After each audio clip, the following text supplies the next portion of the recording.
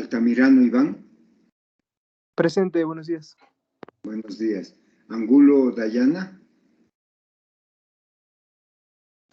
Profe, la compañera no se encuentra en su casa, que después a la segunda hora se conecta. Bravo Grace. Presente, profe, buen día. Buenos días. Cadena Ángel. Presente, profe, buenos días. Buenos días. Caizatoa Katia. Presente, profe, buenos días. Buenos días. Casco Cristian. Casco Cristian. Cisneros Carla. Presente, buenos días, profe. Buenos días. Delgado Melissa. Buenos días, profe, presente. Buenos días. Dueñas Víctor. Buenos días, profe. Buenos días. Encaladas Sheila. Buenos días, profe, presente. Buenos días. Flores Keila. Presente, profe, buenos días. Buenos días. Gómez Héctor. Presente, profe, buenos días. Buenos días. Guamantica Caterín. Presente, profe, buenos días. Buenos días. Guano José. Presente, profe, buenos días. Buenos días. Guzmán Diego. Presente, profe, buenos días. Buenos días. Guano Jiménez Damaris. Buenos días, profe, presente. Buenos días. Lema Lisset.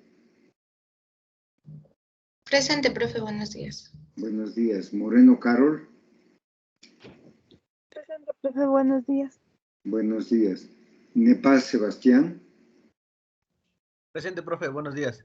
Buenos días. Nieto Johan. Presente, profe, buenos días. Buenos días. Pardo Gina. Presente, profe, buenos días. Buenos días. Pardo Kevin. Presente, profe, buenos días. Buenos días. Raimundo Ruth. Presente, profe, buenos días. Buenos días. Rivera Cindy. Presente, profe, buenos días. Buenos días. Salazar Maciel. Presente, profe, buenos días. Buenos días. Chugulín Nayeli. Buenos días, profe, presente. Buenos días. Simbaña José. Presente, profe, buenos días. Buenos días. Tana Freddy. Presente, buenos días. Buenos días. Vera Jocelyn. Buenos días, profe, presente. Buenos días. Y Villalta Christopher. Presente, profe, buenos días. Buenos días.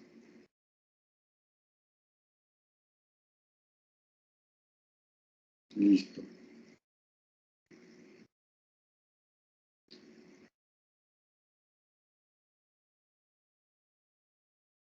El señor Almeida Jordi no está, ¿no? Disculpe, profe, dijo que tuvo una calamidad doméstica media grave y no se va a poder conectar a esta clase. Tuvo que salir. Me imagino que tampoco tiene la presentación, o sea, me imagino que no van a hacerlo, ¿no? La presentación sí tenemos, no me mandó completo, pero sí podría presentar. O sea, usted, Iván, puede hacer la presentación de todo el...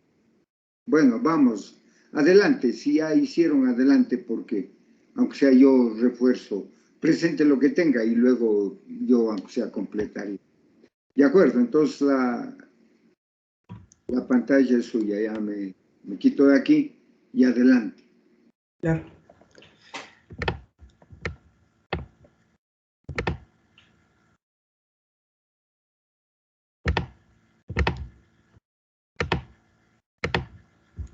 Listo, bueno, mi grupo íbamos a dar sobre la producción a largo plazo y las isocuantas. Bueno, la producción a largo plazo es un determinado proceso de producción en el menor periodo de tiempo necesario para alternar las cantidades de todos y cada uno de los factores. Un factor cuya cantidad puede alterarse libremente se denomina factor viable. Y un factor cuya cantidad no puede alterarse, salvo quizá con un coste prohibitivo, es un determinado periodo de tiempo, se determina o se denomina factor fijo con respecto a este tiempo. Es decir, si el producto que lanza una empresa al mercado experimenta una demanda creciente, esta deseará expandir la producción de forma inmediata, ya que la empresa hace mano de obra existente para trabajo de obra extraordinarias y este tipo de cosas, en un plazo de tiempo algo mayor. Como podemos ver aquí, tenemos lo que es la producción. En términos de producción se considera largo plazo al periodo de tiempo en que la empresa puede variar todos los factores que utiliza, de forma que ningún factor es fijo. En el ejemplo, bueno, después les vamos a presentar un ejemplo y en cómo se grafican esto en un mapa de isocuentas, que sería la representación gráfica. En el largo plazo es para una eficiencia técnica y es un proceso productivo un poco más largo. Aquí les voy a presentar un ejemplo a continuación para que podamos entender un poco mejor. Bueno, queremos hacer para que podamos entender un poco mejor la diferencia entre el corto plazo y el largo plazo. Se encontraba en que el corto plazo las empresas tienen una serie de factores que son fijos, como pueden ver.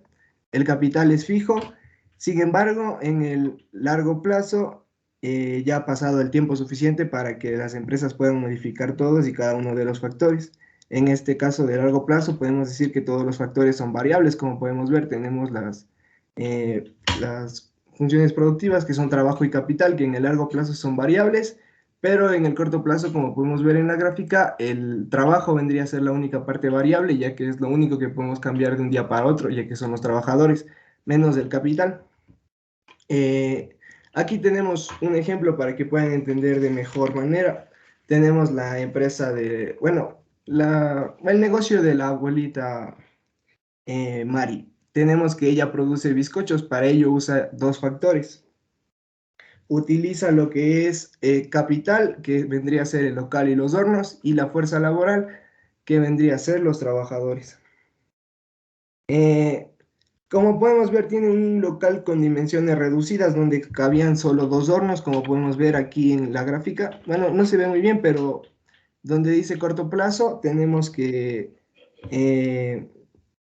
de trabajadores tiene 4 y de capital tiene 2, que vendrían a ser 2 hornos, lo que significa que en Q podría producir 60 bizcochos. No mantiene un rendimiento de escala, que a continuación igual voy a explicar. Entonces, el corto plazo podría contratar 4 trabajadores y 2 horas con eso podría producir los 60 bizcochos, como decíamos.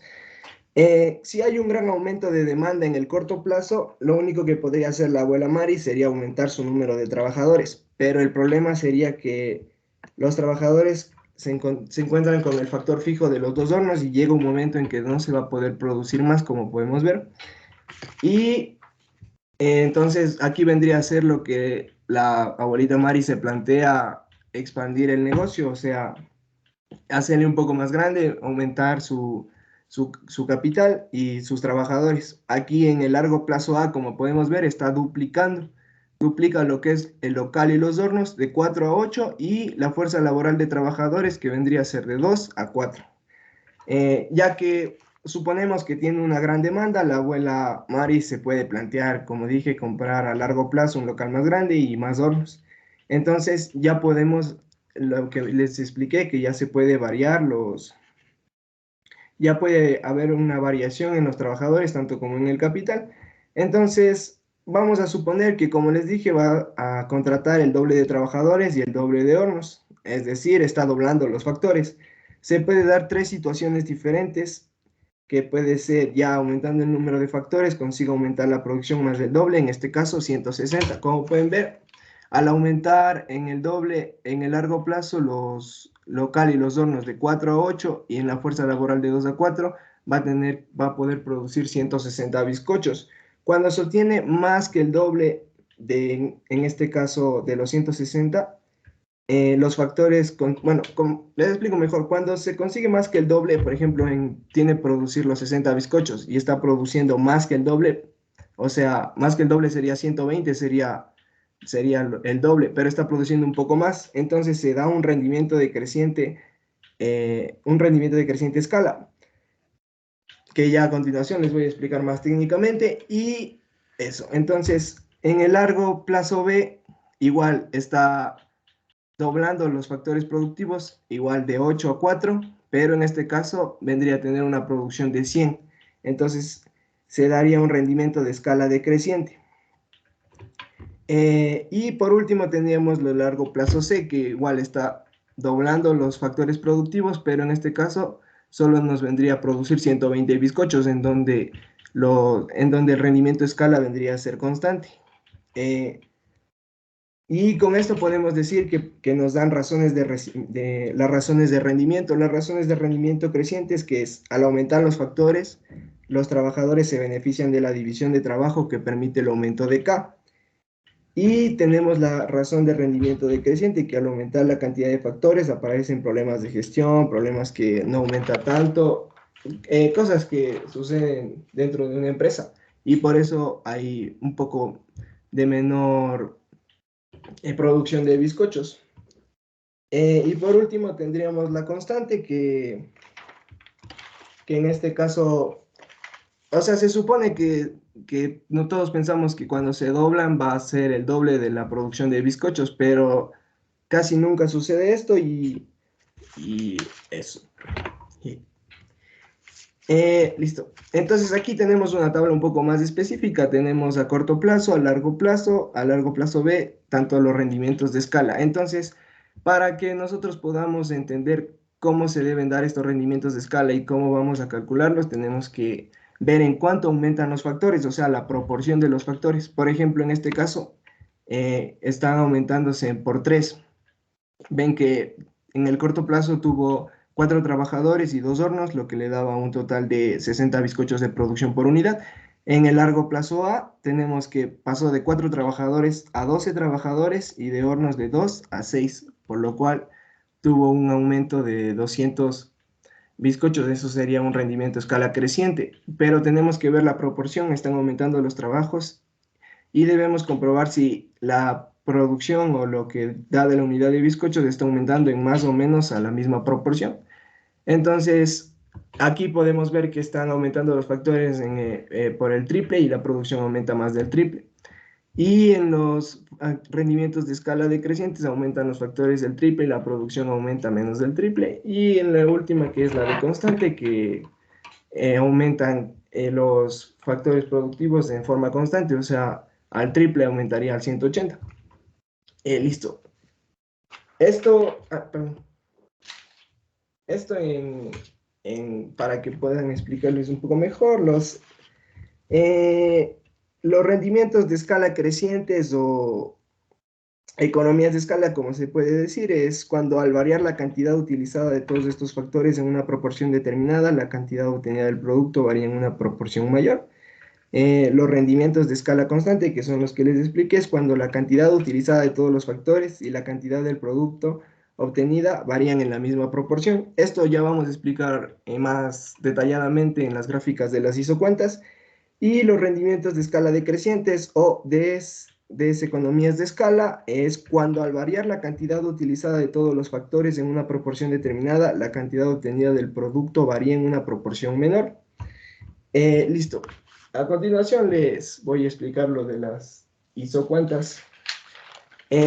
ISO es igual y cuanta es cantidad. Entonces, son curvas que muestran todas las combinaciones posibles de factores que generan el mismo nivel de producción. Listo. Aquí tenemos una curva isocuanta. Esto es, como pueden ver, esto es lo que muestra todas las posibles combinaciones de factores necesarios para producir cierta cantidad de un bien. Para simplificar, voy a ver unos 2 ejemplos de factores de producción. Aquí tenemos los 2 ejemplos que vendrían a ser capital, que se encuentra en el eje horizontal, se muestra la cantidad del capital necesario para la producción, y en el eje vertical, como podemos ver, que es L, tenemos la cantidad de trabajo. Listo, la forma de una isocuanta dependerá del tipo de bien que estemos analizando. Su forma también está relacionada con los términos relación marginal sustituta técnica y rendimientos de escala. Listo. En el caso mostrado, esta curva es la que se usa normalmente para representar una isocuanta corriente. Todos los puntos de la curva, como pueden observar en la gráfica, resultan en la misma cantidad de producción. Lo que cambia es la combinación de factores de producción. La forma de la curva muestra de capital que el producto puede dejar de aplicar cuando se aumenta.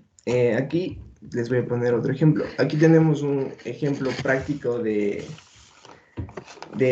rendimiento marginal de sustitución técnica o como viene dado. Aquí tenemos que un pequeño agricultor que produce arroz con 12 trabajadores y un tractor.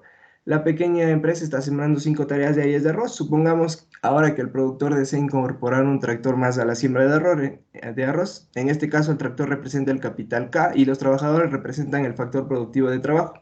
Si la empresa ha determinado que el rendimiento productivo de un trabajador es equivalente al trabajo de 6 hombres, de esta forma tenemos que el rendimiento marginal de sustitución técnica vendría dado por L sobre K. Entonces tenemos que, para ilustrar este ejemplo, vamos a tomar los 12 casos de los 12 trabajadores y el tractor de la pequeña empresa. Entonces, si la empresa ha determinado que el rendimiento productivo de un tractor equivale al trabajo de 6 hombres, como ya les dije, de esta forma tenemos que este rendimiento vendría dado por 1 sobre 6. Por tanto, sacando 6 trabajadores e introduciendo un tractor a la empresa agrícola, continuará con la misma producción total, lo cual es una siembra de 5 tareas diarias.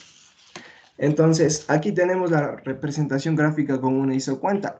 Como lo hemos señalado anteriormente,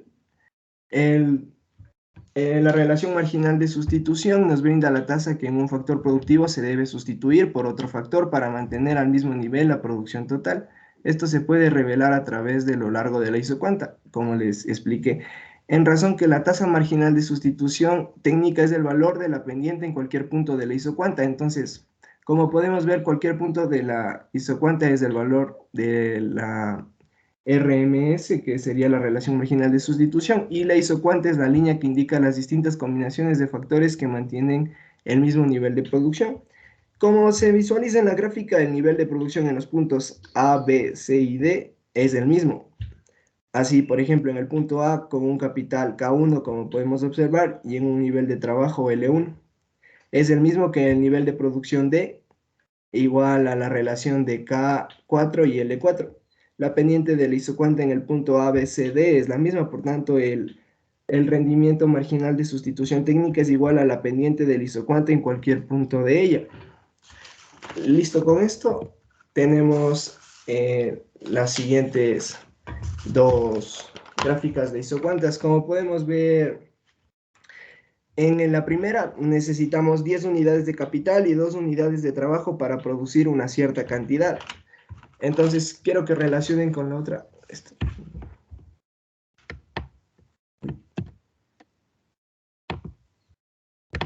Quiero que relacionen con la otra gráfica que tendríamos que si nosotros desplazamos, es la misma gráfica, pero si nosotros nos desplazamos a lo largo de la curva, obtendremos diferentes combinaciones de factores para producir la misma cantidad de producción.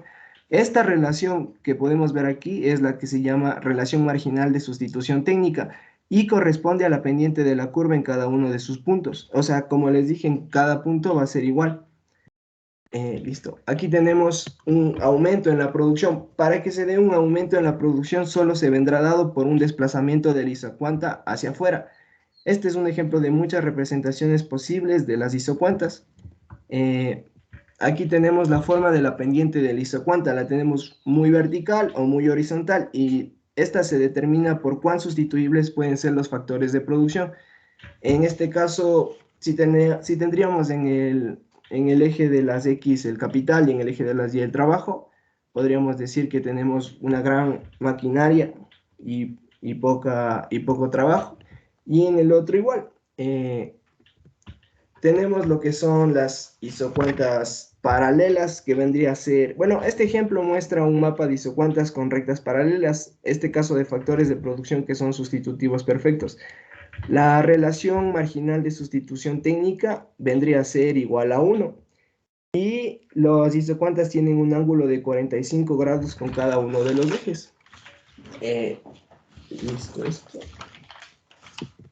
Tenemos los complementarios perfectos. Este es otro tipo de muestra de un mapa de isocuantas que representan factores de producción complementarios perfectos. Esto quiere decir que no habrá un aumento en la producción hasta que ambos factores aumenten la proporción necesaria, como podemos ver en la gráfica. En el mejor ejemplo de factores de producción complementarios podríamos decir entre palas y excavadoras, puesto que el número de agujeros cavados no aumentará si únicamente aumenta el número de palas. Bueno, aquí cabe destacar que estas esquinas, como podemos ver, son colineales, o sea que están unidas por la misma recta y que la línea que las cruza define la proporción de entradas que van a aumentar. Para que aumente la producción, en este caso, los fragmentos horizontales, como podemos ver, los fragmentos horizontales de cada isocuanta tienen una relación marginal de sustitución técnica igual a 0, y los fragmentos verticales tienen una relación marginal de sustitución técnica igual a 1. Esto se va a comprender más en el video de ejemplo que les vamos a dar. Listo. La isoclina. Una vez definidas las combinaciones óptimas para cada nivel de producción, podemos dibujar la isoclina, que atraviesa todos estos puntos. De todos los que le expliqué, la isoclina es la que atraviesa todos. Los puntos en los que la relación marginal de sustitución técnica de cada isocuanta es constante. En la vida real, las funciones de producción no suelen seguir patrones simétricos y por tanto las isocuantas suelen parecerse más a estas. Como podemos observar, es una isoclina deformada, o sea, la que vendría a ser en el segundo ejemplo es la que más se utiliza. En resumen, el análisis de isocuantas es muy importante cuando analizamos la producción y debemos tener siempre en mente la relación marginal de sustitución técnica. Listo, bueno, aquí están las bibliografías y a continuación les vamos a poner un video. No le ponga todo el video. Ah, ya. No le ponga todo el video, sino luego, porque, bueno, fue una presentación rapidísima porque tuvo que hacerlo solo. Voy a compartirles yo la pantalla ahora. Voy a presentarles una más larga y quizá aclare algo de lo que ya acaba de explicar el señor Altamirano, ¿no? Iván. Entonces, a ver, permítame compartir a mí la pantalla. Voy a intentar. Aquí está. A ver, esperemos que se abra. Ahí está. Voy a ponerles, vamos a irnos un poco, a ver si logramos aclarar lo que ya presentó el señor Altamirano. Primero partimos de la función de producción, que es la que habíamos visto antes, ¿no? Es la realidad, un poco la relación de la cantidad de factores que intervienen en la producción de un bien. Y ya sabíamos que esta es una función de producción Cobb-Douglas, eso hay que tenerlo claro. Donde decíamos la cantidad está en función del capital y del trabajo, que son los dos factores indispensables, ¿no? Desde que un poco viene la teoría neoclásica ya se habla de que la producción depende básicamente del capital y del trabajo. Al inicio, los autores clásicos hablaban de 3 factores de la producción: trabajo, tierra y capital. Ahora se asoció, la tierra está asociada al capital, porque es un bien productivo, porque la tierra produce cuando uno invierte en ella. Y claro, es un bien productivo, es parte del capital. O sea, tener una cantidad de tierra para producir es parte del capital. Por eso es que ahora se habla solo de 2 factores, ya no de los 3, porque antes incluso cada factor tenía su remuneración. Entonces, claro, sabíamos que el capital, la remuneración al capital era la ganancia. La remuneración a la tierra era la renta, se arrendaba la tierra, porque en el inicio del capitalismo la tierra era de los señores ex-feudales, digamos. Era de los príncipes, de los reyes, de una clase terrateniente. Por eso es que tenía que separarse, pagar una renta a la tierra, y luego el trabajo, que es de los obreros. Ahora, básicamente, hay 2. O sea, el dueño de la tierra también es parte del capital. O una empresa tiene también tierra como parte de su capital. Entonces, por eso es que ahora hablamos solo de dos factores. Ahí esto lo que nos lleva a ver es que esa función de producción, ¿no es cierto? Ahí teníamos el objeto de la economía, tierra, trabajo y capital, ahora solo vamos a usar capital y trabajo. Muy bien.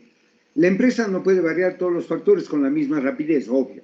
En el corto plazo, eso también vimos en una clase pasada, el que se puede variar rápidamente es el trabajo. O sea, yo puedo contratar más trabajadores rápidamente, pero no puedo crear más máquinas rápidamente porque necesito infraestructura, necesito instalaciones, necesito nuevos equipos, etcétera, ¿no?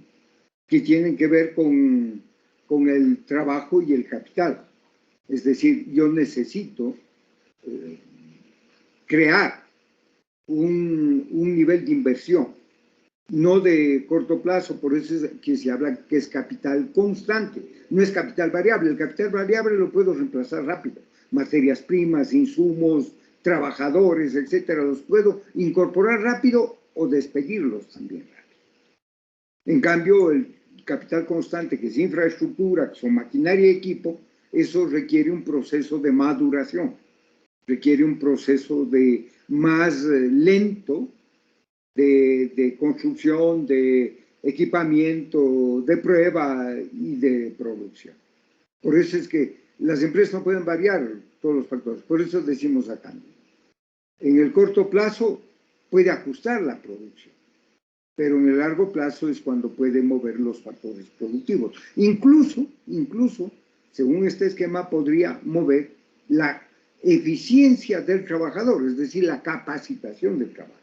Si yo hago una innovación tecnológica, tengo que también ocupar un trabajador técnicamente superior. Pero eso ya lo vamos a ver. La producción de largo plazo, existe un inconveniente. Ahora tenemos dos factores de producción variables, se necesitan 3 dimensiones, hemos hablado aquí. Y aquí están las isocuantas que un poco presentaba su compañero. Las isocuantas, etc. Pero esto lo vamos a ver más adelante. En el largo plazo, las empresas tienen la posibilidad de alterar la cantidad de cualquiera de los factores de producción. Pero el concepto clave de entender, ¿no es cierto?, es que es producción de largo plazo. Y ahí están los rendimientos, crecientes, constantes, decrecientes, etc. En teoría, los impuestos exclusivamente por la tecnología o que se aplican ante la tecnología no están consideradas en las decisiones económicas por las condiciones de mercado.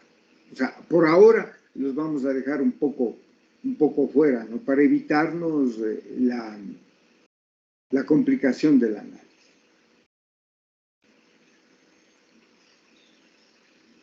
Sí ven bien, ¿no? ¿O quieren que le amplíe la pantalla ahí? Tal vez será mejor. Se ve bien, profesor. Aquí es un ejemplo, ¿no? Aquí es un ejemplo. La sastrería a largo plazo. No habría factores fijos. Podríamos alquilar un local más grande u otros locales.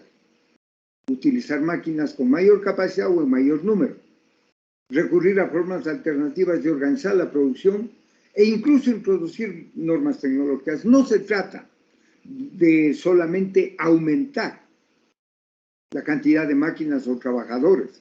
La eficiencia se logra con equipos o con maquinaria más compleja, más sofisticada, más moderna y también con trabajadores mejor calificados.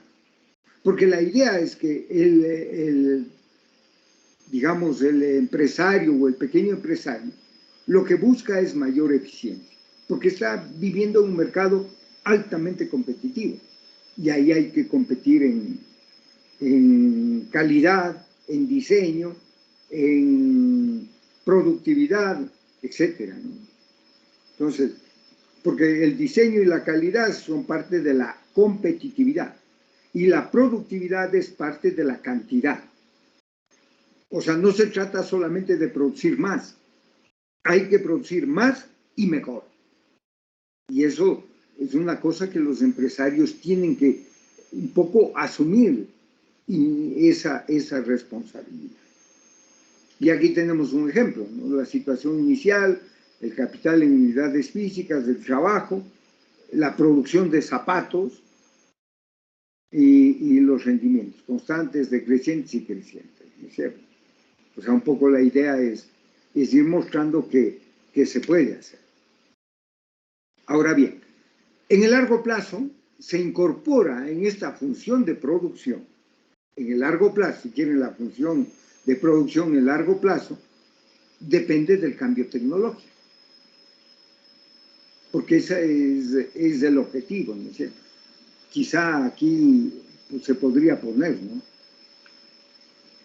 la función de producción en largo plazo. Muestra el output máximo producible por cada nivel de input, o sea, cada nivel de insumo, dado el estado de conocimiento tecnológico. A largo plazo la tecnología cambia. El cambio tecnológico hace referencia a la mejora en los procesos de producción, a la introducción de nuevos productos. Esto, miren, puedo ser muy insistente y voy a hacerlo hasta el final, porque la idea es que tiene que cambiar el producto. Si no mejoramos el producto, no vamos a ser competitivos.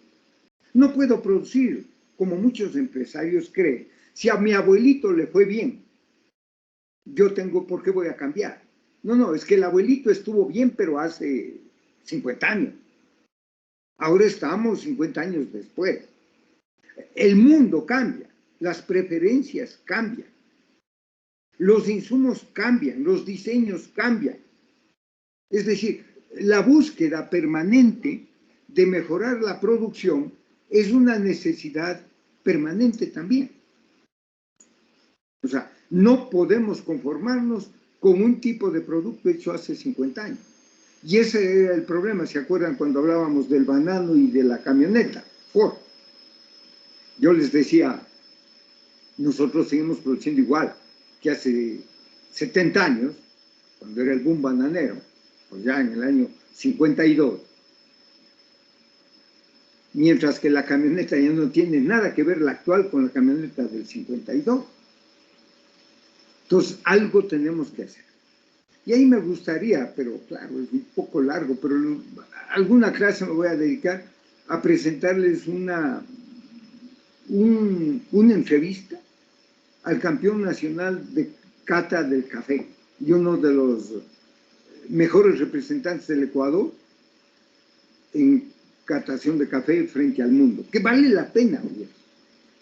Le digo, anoche yo lo estuve escuchando, porque me llegó el video en Facebook, y me pareció súper interesante, porque es una entrevista al campeón nacional.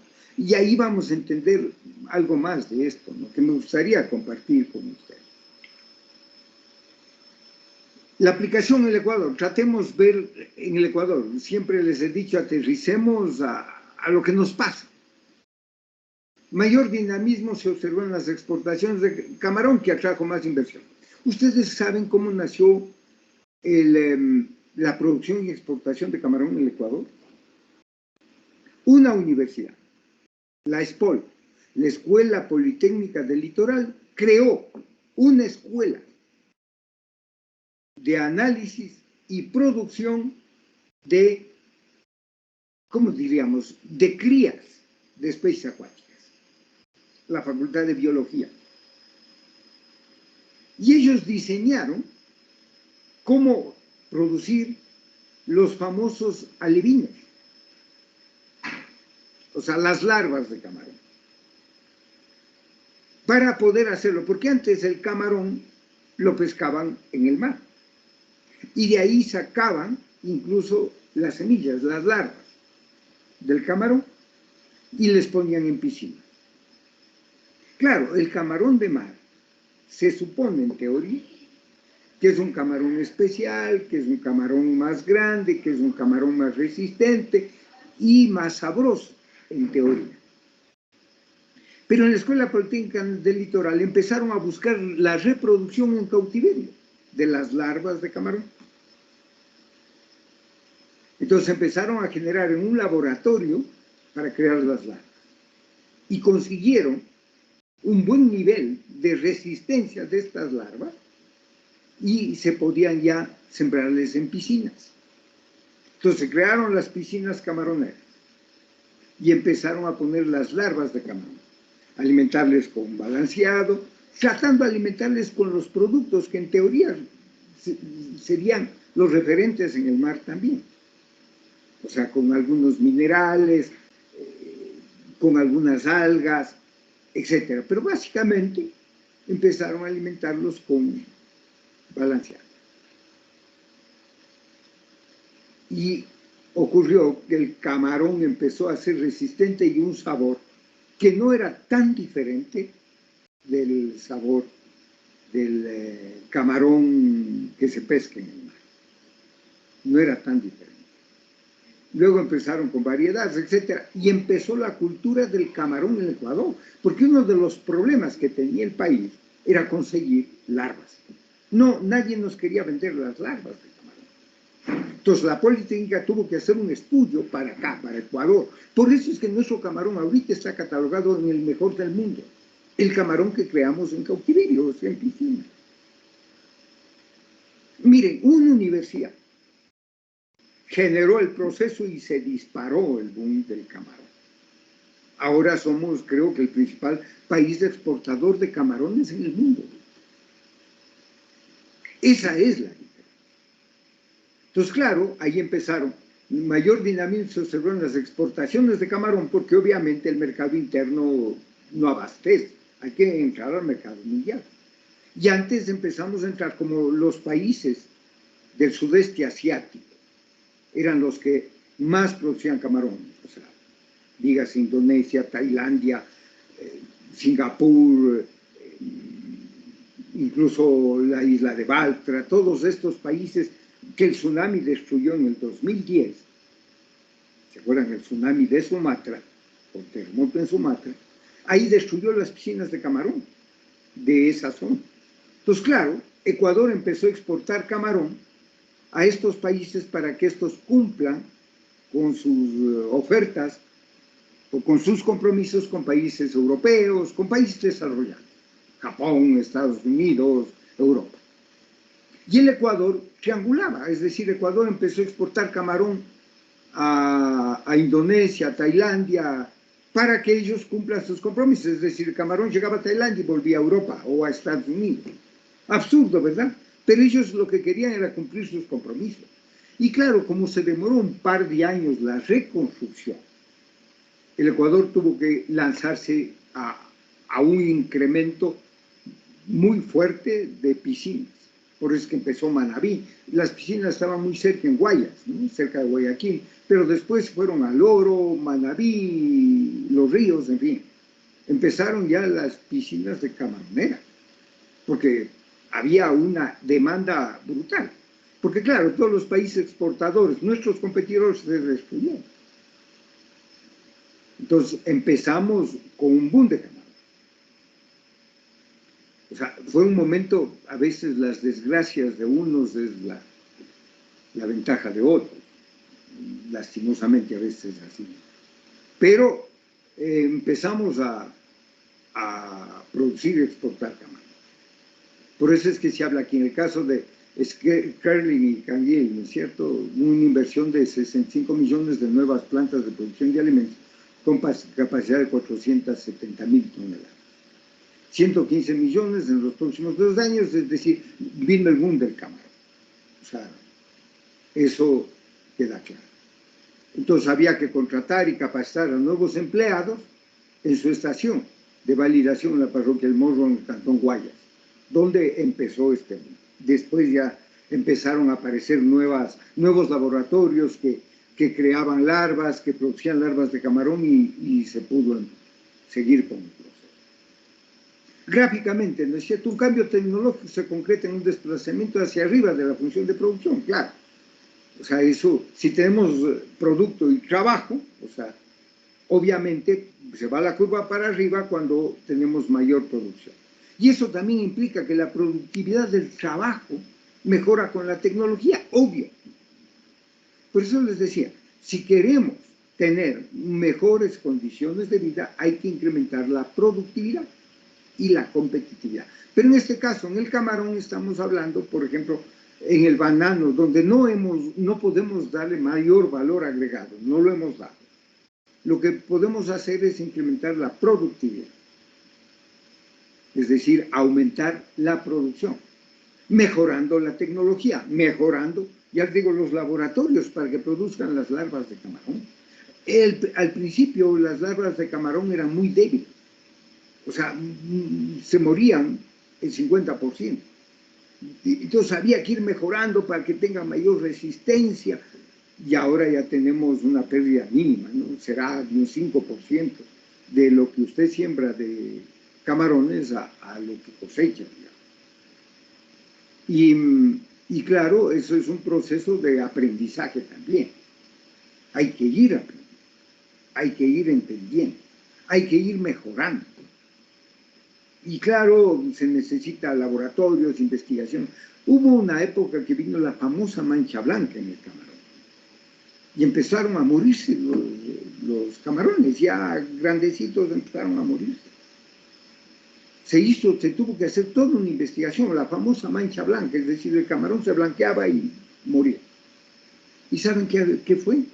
Que se contaminaba con los químicos que se usaban en las bananeras para combatir la cigatoca negra, que es la enfermedad del banano. Iban a los ríos y esos ríos aterrizaban, o esas aguas muchas veces entraban a las piscinas camaroneras. Y eso mataba el camarón. Entonces tuvo que hacerse toda una estrategia para evitar que las aguas servidas o estas aguas que pasaban por las bananeras vayan a aterrizar a las piscinas camaroneras. Entonces, ¿qué es lo que pasó? Ustedes han visto, las piscinas están muy cerca de la playa, pero ahora el agua ya no puede entrar, el agua normalmente, ahora hay que cuidar las entradas de agua. Porque claro, nadie sabía por qué el camarón se moría y después se dieron cuenta en los laboratorios que era por los químicos desechados en las bananeras. Entonces, tuvo que cuidarse ese proceso, ¿no es cierto? Muy bien.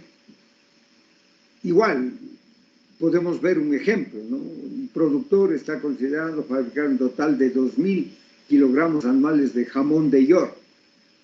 ¿Sí saben cuál? Bueno, jamón, o bien 350 kilogramos. Ha tenido una entrevista a los técnicos expertos en la instalación de maquinaria y tecnología necesario para ello y han dicho que aproximadamente podrá lograr ambas cantidades combinando maquinaria y trabajo de la clientela. Y aquí nos pone el ejemplo, ¿no es cierto? 30 máquinas,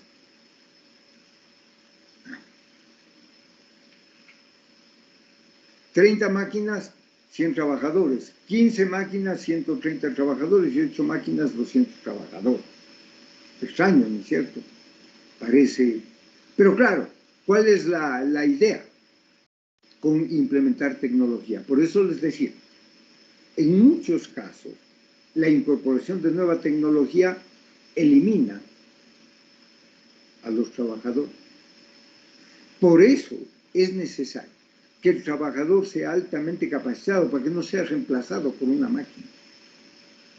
Porque si no es reemplazado por una máquina. Y ahí vemos la curva de isocuanta, ¿sí ven?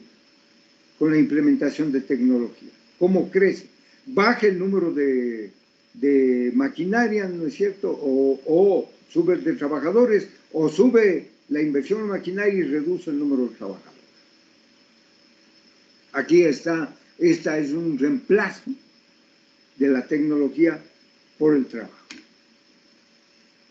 A largo plazo existe la posibilidad de combinar de distintos factores la variable o producir una determinada cantidad de productos. Eficiencia técnica y eficiencia económica.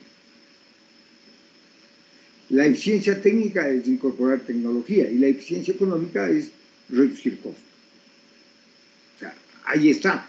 Por eso les decía, que le vendan un producto de mejor calidad y a menor precio. Ese es el objetivo en el capitalismo. Y en una empresa cualquiera que quiere competir, si logra mejorar la calidad y mantener el precio, bajar el precio, se toma el mercado. No tiene competencia. Eso creo que está claro para todos. Ahora diferenciamos esto de competencia técnica y eficiencia económica, ¿no es cierto? Técnicamente es eficiente cuando produce el nivel máximo de producto y a determinada combinación de inputs. Muchas veces se cree que los inputs deben ser más bajos. O sea, se puede reducir el volumen de input de materias primas y aumentar el producto. Alguien diría, pero eso es... No, es reduciendo el desperdicio a cero. Esa es la idea en la calidad total. El desperdicio a cero. Es decir, usted pueda utilizar el máximo de los insumos, de las materias primas, incluso del trabajo, ¿no es cierto? Utilizar de la forma más eficiente significa con cero desperdicio, con cero errores. O sea, usted no tiene que desechar productos dañados, productos mal hechos, etc. ¿Por qué? Porque tiene eficiencia total, tiene calidad total. ¿Y la eficiencia económica cuál es?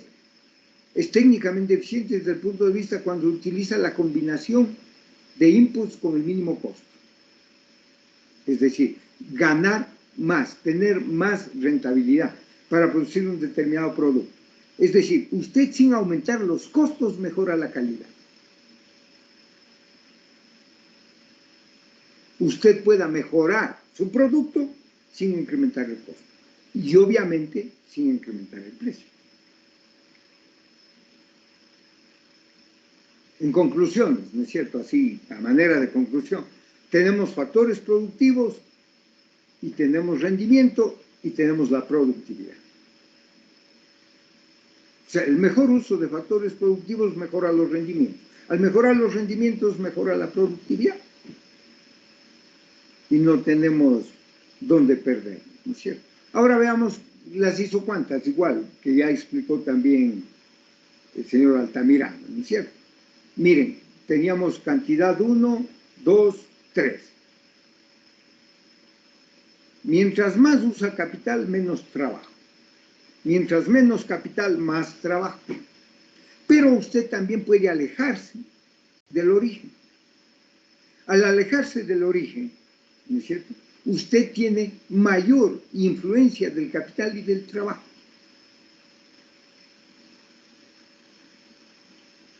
¿No es cierto? Usted se aleja del origen, significa que su economía está mejor, que es más eficiente.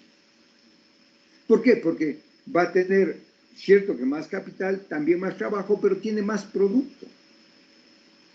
O sea, su curva de, digamos, de oferta estaría más alejada del origen. Para ver, la curva de oferta sería, ¿no es cierto?, una curva, imagínense que nazca desde el origen y se va recto, en diagonal, con 45 grados. ¿Qué es lo que vemos? La Q3 siempre será más alta que la Q2 y la Q2 siempre será más alta que la Q1 en capital y en trabajo y obviamente en producto, porque va a usar de forma más eficiente el capital y el trabajo. Eso es lo que dibujan las isocuantas. Es una representación gráfica que muestra las infinitas combinaciones de los dos factores que analizan, que son capital y trabajo. Ya habíamos dicho, tierra se excluyó, tierra es parte del capital, son los dos factores. Son siempre continuas, son derivables, hay infinitas curvas de isocuantas. Cuanto más alejadas del origen esté la curva, más a la derecha, mayor será el nivel de producción. Yo diría incluso mayor, que el nivel de producción será mayor desarrollo. Son decrecientes, los factores de la producción son sustitutos. El factor de producción A entregará a cambio de B, cuando usa más trabajo, menos capital, o más capital, menos trabajo. Son convexas respecto al origen. Y las curvas de los isocuantas no se cruzan. Nunca se cruzan. ¿Por qué? Porque ya vamos a mejoras tecnológicas, ya vamos a otro nivel. O sea, estamos hablando de una economía de otro nivel, una economía más desarrollada. Mientras las isocuantas están más lejos del origen, es una economía más desarrollada. Y aquí podemos ver, ¿no es cierto? Tenemos este cuadrito, ¿no es cierto?, capital y trabajo, un poco la sustitución, digamos, de capital por trabajo. Tenemos, por ejemplo, trabajo 1, capital 1. Trabajo 2 y capital 0,5. Trabajo 3 y capital 0,3. Y así sucesivamente, ¿no es cierto? También podemos hacer al revés. Llegamos a 4 y, por ejemplo, bajemos. Cuando tenemos trabajo 0,5, capital es 2. Y cuando es 0,25, capital es 4. Para producir X cantidad, o sea, para producir la misma cantidad de producto. Esas son las relaciones. Es decir, hay una sustitución técnica entre capital y trabajo. Eso ya lo vamos a ver más adelante. Aquí dibujemos una curva de isocuanta. Miren, ahí al dibujar la curva de la isocuanta tal, con esos datos, nos sale la curva así. Cuando tenemos 4 de trabajo, tenemos 4 de capital, tenemos 0,25 de trabajo. Para verle de arriba hacia abajo, ¿no? Cuando tenemos 2 de capital, ¿cuánto tenemos de trabajo? 0,5. Cuando tenemos 1 de capital, también tenemos 1 de trabajo. Ahí está dibujada la isocuanta. O sea, con los datos que tenemos en el subcuadro azul, estamos dibujando la isocuanta. Por eso es una relación inversa entre capital y trabajo. Pues capital es igual a 1 sobre él. Y claro, obviamente la pendiente es negativa.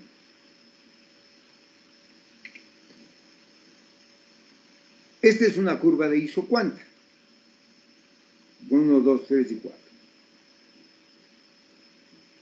Que es un poco el complemento de lo que ya decíamos antes, ¿no? 0, 5, 2, 1, 1, y podríamos seguir, ¿no? La isocuanta puede irse más allá si tenemos más de trabajo. Por ejemplo, 2 de trabajo sería 0,5 de capital. O sea, dibujaríamos al 0,5. Ahí lo están viendo, ¿no? Y aquí tenemos la curva que tiene más producción. ¿Las curvas de isocuanta se cortan? No. ¿Cuál es la curva que tiene mayor producción? ¿Q1, Q2 o Q3? Nos queda claro que es Q3. ¿No es cierto? Eso puede ser una pregunta en la prueba, una pregunta de examen. Y está ahí está la línea que les decía.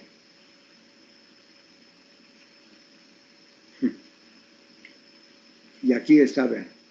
O sea, la isocuanta, la que está más alejada, es la que tiene más producción, y ahí está feliz el muñeco, y abajo dice, no, las isocuantas se cortan, no, hasta para que se grafique en el dibujo. Muy bien, aquí podemos ver un ejemplo, ¿no? Un ejemplo por ejemplo, de gobierno estatal, ¿no? Cubrir las superficies, etc. Cuanto más trabajadores y retroexcavadoras, ¿cuántos trabajadores y retroexcavadores necesitará para doblar la capacidad de producción? Esa es la pregunta que hace. Entonces ahí estamos hablando. 2 con 10 retroexcavadoras, 3 con 7, 4 con 5. Miren, mientras más albañiles tenemos, menos retroexcavadoras se usan. Y esto nos daría el dibujo de las isocuantas. ¿No es cierto? Con el mismo ejemplo. O sea, mayor productividad. Siempre alcanzamos con mayor tecnología. Relación marginal de sustitución técnica. Y aquí hablemos rápidamente de esta relación marginal de sustitución técnica. En el largo plazo se tiene la posibilidad de cambiar tanto el capital como el trabajo. Eso ya sabemos. La relación marginal de sustitución técnica se expresa la proporción en que un factor productivo puede sustituir a otro, y se puede decir que es una relación matemática que muestra cómo se compensan el capital y el trabajo. Sí, podríamos decir que es una relación matemática, y aquí la vemos. La relación matemática es una pendiente de la isocuanta, ¿no es cierto? Al ser una pendiente, ¿qué es lo que tenemos que hacer? La tasa marginal de sustitución técnica capital-trabajo, ¿no es cierto? Es igual a dP sobre dQ y dP sobre dL. O sea, digamos, la diferencia o la derivada del precio respecto al capital y del precio respecto al trabajo. Como DP y DP se eliminan, nos quedaría DL sobre DK, que es la productividad marginal del trabajo frente a la productividad marginal del capital. O sea, y eso nos da una relación negativa. O sea, matemáticamente lo tenemos ahí. Es una relación de proporciones, de cambios proporcionales, ¿no es cierto?, entre trabajo y capital. Tipos de bienes. Por ejemplo, digamos, un bien 1 tiene una relación marginal de sustitución técnica que cambia en el largo plazo de la curva, y entonces tiende a 0 cuando la cantidad de trabajo disminuye, y a infinito cuando la cantidad de capital disminuye. En el caso 2, ambos factores son sustitutos perfectos. Así, en la línea, ¿no es cierto?, que era un poco lo que presentaba su compañero. Son sustitutos perfectos si es una línea que va desde capital al trabajo. Es una pendiente exacta. Y la otra, cuando es L, factores complementarios, cuando se complementan. Cuando una tiene una relación marginal de sustitución técnica igual a 0. Normalmente la isocuanta se refiere al caso 1, porque no es exacta la relación, como habíamos visto en el dibujo que hacíamos ya con números. Aquí la relación marginal de sustitución técnica, ¿no es cierto?, que es lo que hemos dicho. Miren, es una pendiente, pero esta es una curva. A medida que aumentan las unidades de factor trabajo incorporadas en la producción, se reducen las unidades de capital. Ya, eso ya lo dijimos, vamos más rápidamente. Cuando las curvas isocuantas son rectas horizontales, con la relación marginal de sustitución técnica capital-trabajo es igual a 0, y constante en todos los puntos o verticales con infinitas relaciones marginales de sustitución técnica. Este es a lo largo de una curva de la isocuanta. Aquí vamos a ver la sustitución técnica. Por eso es que hay un número infinito de relaciones en la isocuanta a lo largo de cada isocuanta, y también de isocuantas. O sea, no hay límite. Y aquí tenemos la relación marginal de sustitución técnica, un poco a partir de la función de producción. Ahí tenemos la sustitución técnica. Por eso, la producción marginal del trabajo sobre la producción marginal del capital. O sea, creo que solamente confirmamos la parte matemática. Aquí tenemos de sustitución. Si alfa es mayor de 90 grados, la tangente de alfa es menor que 0. Son sustitutos. O sea, el capital sustituye al trabajo, digamos. Y cuando es menor de 90 grados, o sea, cuando es mayor, a ver, si alfa es menor que 90 grados, la tangente será mayor que 0, la tangente de alfa. Son complementarios. Esto es importante. Zona racional, zona irracional. Normalmente son sustitutos. O sea, porque si quiero mejorar la producción, yo tengo que sustituir capital con trabajo, o trabajo con capital. En cambio, acá decimos somos complementarios. Yo aumento capital y aumento trabajo. O sea, eso en la teoría está bien, pero en la práctica es irracional. O sea, no se da en la práctica. Normalmente uno sustituye para mejorar. Analíticamente indica cuando hay que poner un factor, si sacamos una unidad de otro, para que la producción se mantenga constante. El valor de la pendiente, cualquier punto de la isocuanta, es una línea que indica distintas combinaciones de factores que mantienen el mismo nivel de producción. O sea, estamos dentro de la misma isocuanta, podemos movernos en la isocuanta hacia arriba o hacia abajo.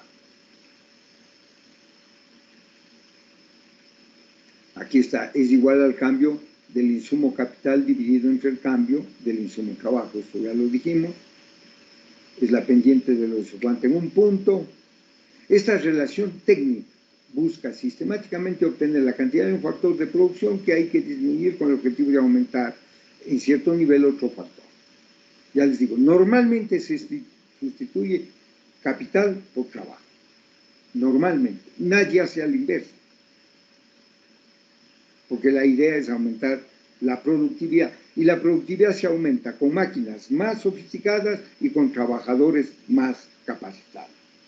Por ende se necesita menos trabajadores, solo más capacitados. Vamos a tomar el caso de un pequeño agricultor que produce arroz, con 12 trabajadores y un tractor. Y la empresa está sembrando 5 tareas diarias de arroz, pongamos hectáreas diarias.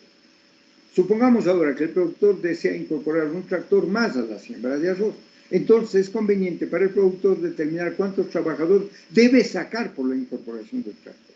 Mire, o sea, si yo incorporo un nuevo tractor, tengo que despedir trabajadores. Claro, ¿y eso que nos da? Tiene que disminuir cantidad del factor de la producción, cuando aumentó una unidad del tractor para producir la misma cantidad de arroz.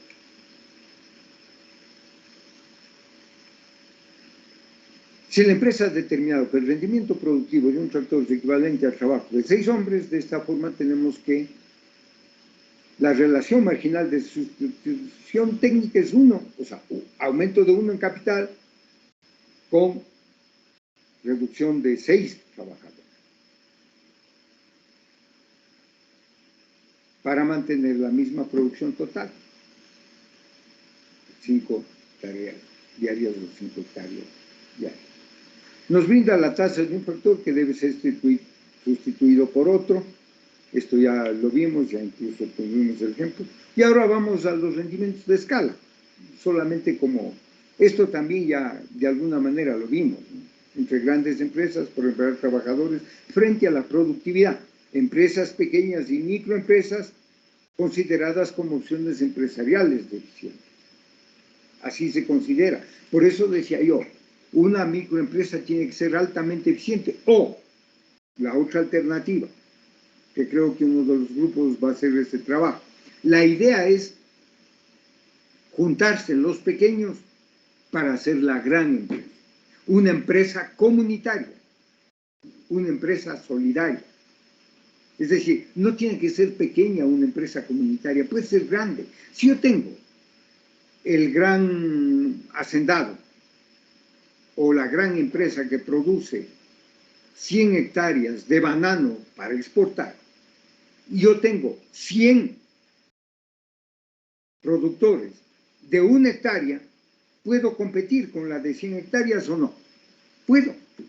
Lo que pasa es que ¿cómo reduzco los costos? Si yo le dejo solo para que produzca el agricultor con 1 hectárea, va a ser totalmente ineficiente comparado con el de 100 hectáreas. Porque él va a comprar los insumos más baratos, va a tener mercados más seguros, el transporte se le va a abaratar porque va a manejar las 100 hectáreas. Pero si yo tengo 100 productores de 1 hectárea, bien organizados, pueden competir tranquilamente con la gran empresa, pero con organización, porque tengo que comprar los insumos para los 100, tengo que contratar el transporte para los 100, la maquinaria y equipo para los 100, la fumigadora para los 100. ¿Sí me explico? O sea, se puede competir, pero con organización. Y eso es lo que yo siempre he dicho. En el Colegio de Economistas, uno de los miembros del directorio, que es Mario Muñoz, él planteaba, Mario Muñoz, planteaba que hagamos algo por el sector agrícola. Y empezaba por banano. Entonces yo dije, perfecto, ¿no? Porque yo estoy un poco siendo el responsable del área económica y de investigación del Colegio de Economistas. Entonces dije, perfecto, Mario. Y él decía, claro, pero quiere trabajar conmigo, porque yo hacía el informe de agricultura. Entonces un poco, para mí es esto. La alternativa es apuntar a los productores pequeños para que no se dejen explotar por los grandes y por los exportadores, pero organizar. Si no se organizan, no hay nada que hacer. Siempre perderán, pero si organizan, pueden ganar. Yo estoy de acuerdo con Stiglitz, con Joseph Stiglitz, del Premio Nobel de Economía del 2001. Yo decía, yo trabajé con él, y él plantea que la economía del futuro será la economía comunitaria. Y yo estoy de acuerdo con él.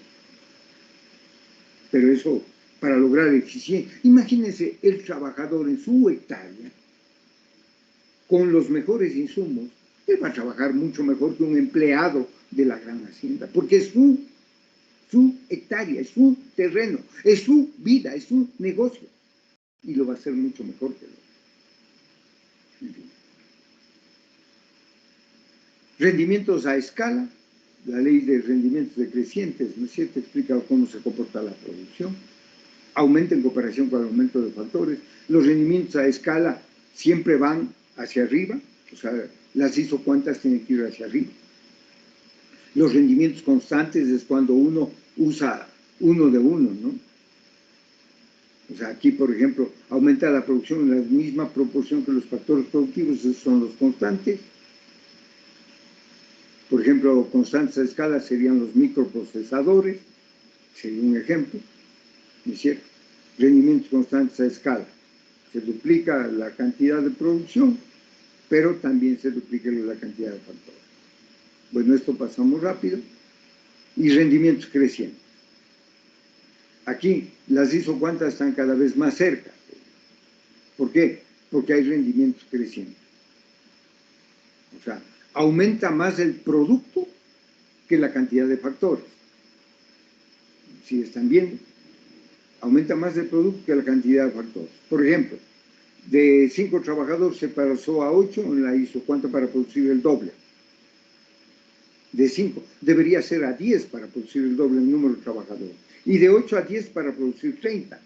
¿Qué pasa en el capital? Pasa de 2 a 3, 5 y de 3, 5 a 4. Si ven, es mucho más eficiente los factores mientras la isocuanta se aleja más del origen. ¿No es cierto? De 5 a 8 aumenta 3, pero duplico la producción. De 8 a 10 aumento solo 2, la quinta parte, pero aumento la producción en 10 también. De 2 a 3, 5 es 1, 5 aumento la producción en 10. Pero de 3, 5 a 4, en capital, ¿no?, aumentó la producción en 10. Lo que estoy diciendo es que es más eficiente la isocuanta mientras más alejada está del origen.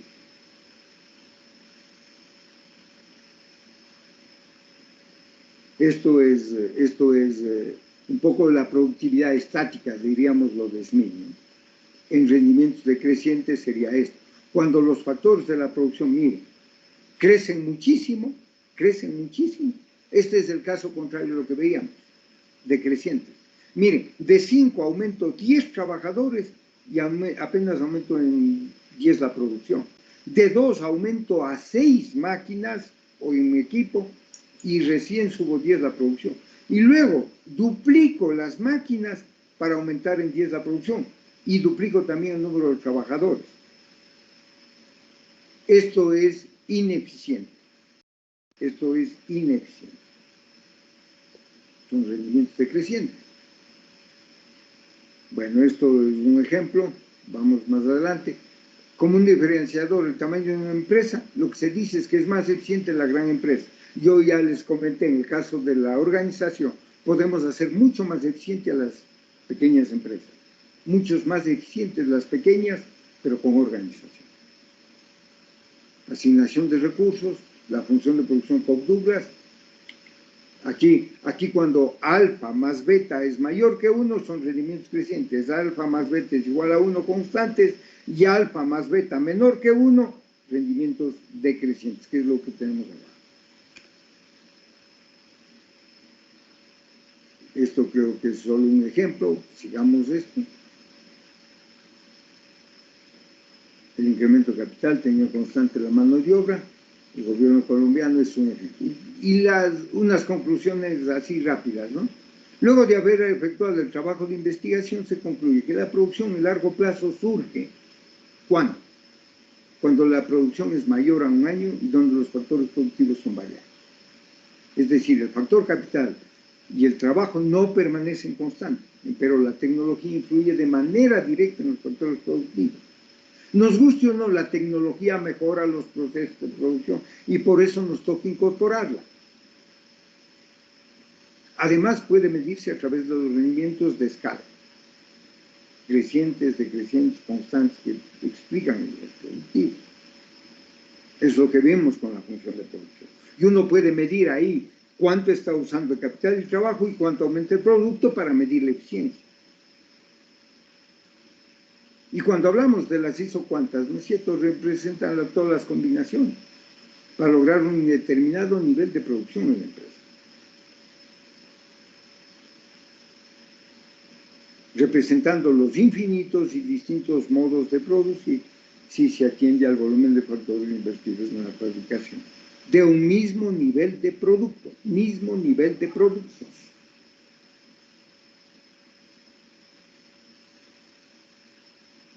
Pues claro, lo que tenemos que medir es, miren el ejemplo, no aumentaba 10 con menos trabajadores y menos inversión en capital, pero en los decrecientes aumentaba 10 con más trabajadores y con mucho más capital. Entonces eso es lo que tiene que medir. Y una empresa, para que sobreviva en un mercado competitivo, en un mercado donde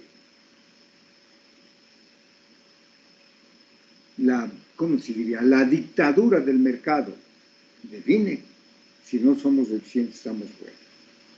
Nos mata el mercado, porque el mercado funciona con mejores productos y con menores precios.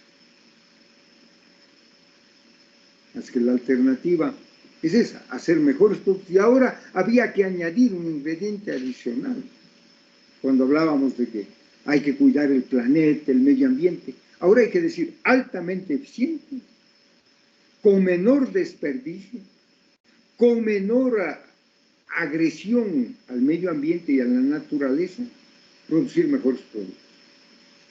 Reciclar productos, reutilizar productos. Yo creo que el futuro de la industria va a estar ahí. Ya no solamente va a ser la eficiencia en el uso de máquinas y equipos, y en el uso también de materias primas, cero desperdicio, sino además en el reuso de insumos y materias primas, la reutilización. Por eso que el grupo que va a trabajar sobre el reciclaje era un grupo, ¿no?, de la basura en Quito, hay que tratarlo desde ahí. Ser eficientes no solamente utilizando menos insumos, menos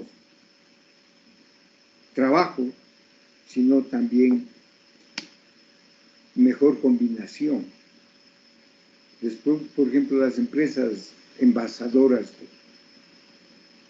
de gaseosas, de licores, de aceite, deberían reutilizar sus envases.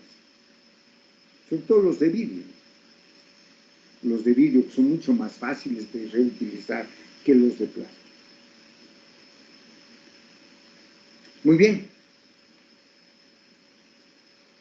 Ahí nos quedamos. No sé si esto ayudó un poco a aclarar la exposición también, o sea, completar la exposición de su compañero, que me parecía, bueno, yo tenía la presentación lista por si acaso no puedan presentar, pero en fin, y en todo caso el señor Almeida tampoco pudo. Muy bien. Si quieren podemos pasar al video que nos ha preparado su compañero, ¿no es cierto? Y Iván Francisco es usted, ¿no?, que nos ha preparado Iván para luego receptar todas las preguntas y cosas que haya sobre el tema. Adelante. Le comparto.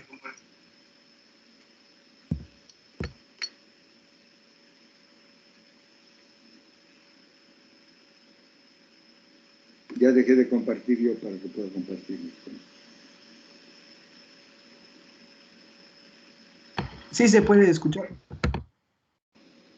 No lo vemos todavía ni el video, pero lo escuchar. A usted sí le escuchamos, claro.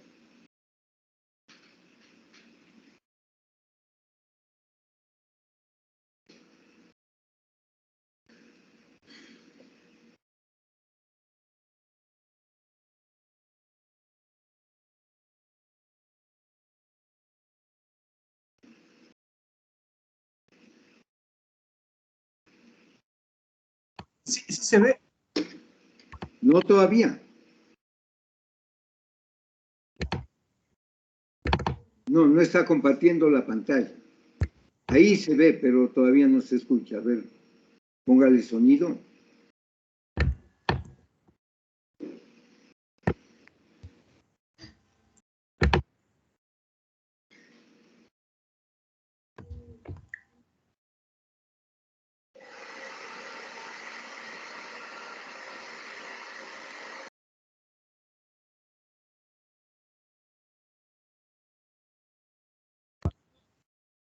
No se escucha. Estamos ya viendo el video, pero no le escucha. Ah, no se escucha.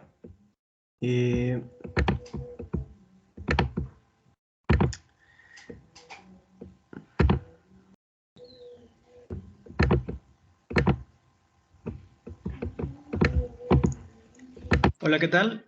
En este primer video sobre el tema de producción a largo plazo, es decir, el periodo de tiempo en el que todos los factores productivos son variables, vamos a analizar la pregunta ¿cómo cambia o cómo varía la producción?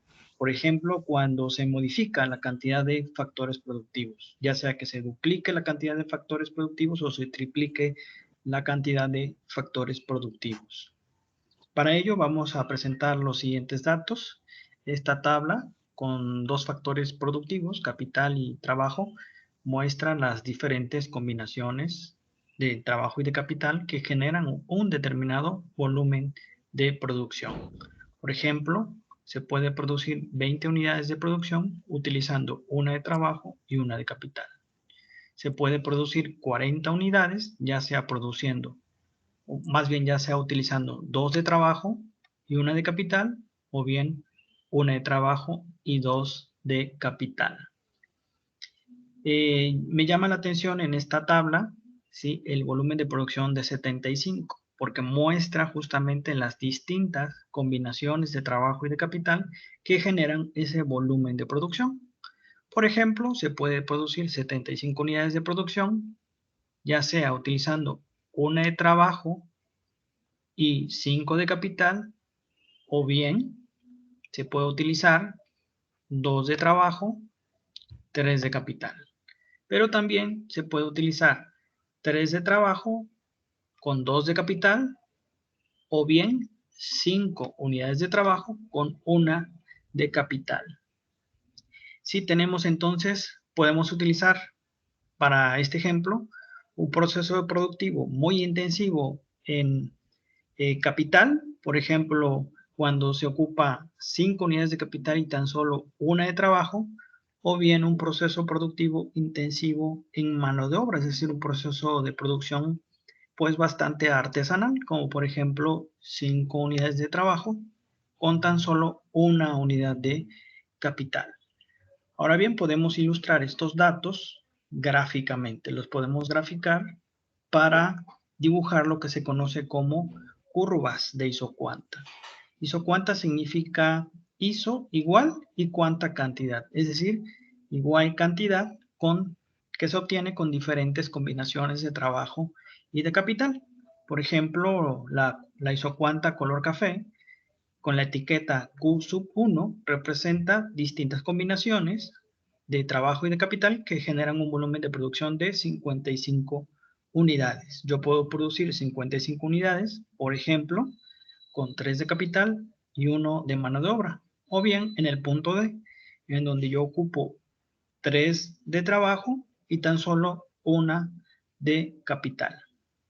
Las otras dos curvas de isocuantas representan también otras combinaciones que generan un volumen de producción mayor, en este caso 75 para Q sub 2 y 90 para Q sub 3. Obviamente, en la medida en que se utilice más trabajo y más capital, pues se va a generar un volumen de producción mayor. De hecho, las curvas de isocuantas que están más alejadas del origen y hacia la derecha representan un volumen de producción mayor. Podemos dibujar infinitas combinaciones de trabajo y de capital, ¿sí? Que muestran estas curvas de isocuantas, pero en general quisimos nada más ilustrar estas tres, ¿sí? Entonces, un mapa de curvas isocuantas es una forma, es una manera de escribir una determinada función de producción. Es decir, representa gráficamente las distintas combinaciones de trabajo y capital que generan un mismo volumen de producción. Algunas propiedades de las isocuantas son que las más alejadas del origen y a la derecha pues representan un volumen de producción mayor. Hay infinitas curvas de isocuantas, aquí tan solo dibujamos 3. Otra característica es que son decrecientes, ¿sí? En la medida en que vamos descendiendo a lo largo de la curva isocuanta, vamos a observar que una propiedad es que es decreciente, es decir, en la medida en que vamos añadiendo más un factor, tenemos que sacrificar cierta cantidad del otro para permanecer sobre el mismo volumen de producción o sobre la misma curva de isocuanta. Otra característica es que no se pueden cruzar, puesto que si se cruzan ya no sería válido el supuesto según el cual las curvas de isocuantas más alejadas y a la derecha representan un volumen de producción mayor. Otra característica es que son continuas, es decir, que se pueden derivar. Aquí observamos otro tema relacionado a las curvas de isocuantas que nos muestran que incluso a largo plazo un empresario, por ejemplo, un productor, se quisiera preguntar, bueno, ¿qué ocurre con la producción si un factor se incrementa y el otro permanece fijo? Digamos que este empresario desea abrir otra planta a futuro y desea ver, bueno, en qué momento aparecerán los famosos rendimientos decrecientes, las productividades marginales decrecientes. Entonces podría hacer este ejercicio, por ejemplo, suponiendo que el capital permanece fijo, en este caso, digamos en 3. Este empresario originalmente está en el punto A, en donde produce 55 unidades de producción, pero desea aumentar su volumen de producción, utilizar más tanto trabajo como capital para pasar al punto B, en donde produce 75 unidades. En este caso, cuando pasa del punto A al punto B, pasa de producir 55 unidades a 75 unidades de producción.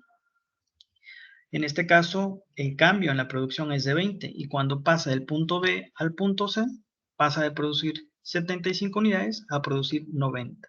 El cambio en la producción o la producción adicional añadida es de tan solo 15 unidades, es decir, se van presentando lo que se denominan los rendimientos decrecientes. La forma de la pendiente de la isocuanta. Bueno, la forma de la pendiente de la isocuanta va a estar dada por cuán sustituibles son los factores de producción. Por ejemplo, podemos tener un proceso de producción en donde la curva isocuanta es muy vertical, como en el primer caso, o muy horizontal, como en el segundo. En el primer caso, partimos de un proceso de producción que utiliza mucha tecnología, mucha maquinaria, mucho equipo y poca mano de obra. En el segundo es el caso contrario, es decir, un proceso de producción que utiliza abundante mano de obra y poco capital. Entonces, básicamente, la forma de la pendiente de la isocuanta va a estar dada por cuán sustituibles son un factor por otro. Bueno, hasta el momento esto es el tema de lo que es teoría de la producción a largo plazo. En el siguiente video vamos a ilustrar el concepto de la pendiente de la curva de isocuanta de una manera un poco más técnica, con la finalidad de que ustedes sepan el significado de este concepto y además puedan calcular la pendiente en un determinado punto de la curva.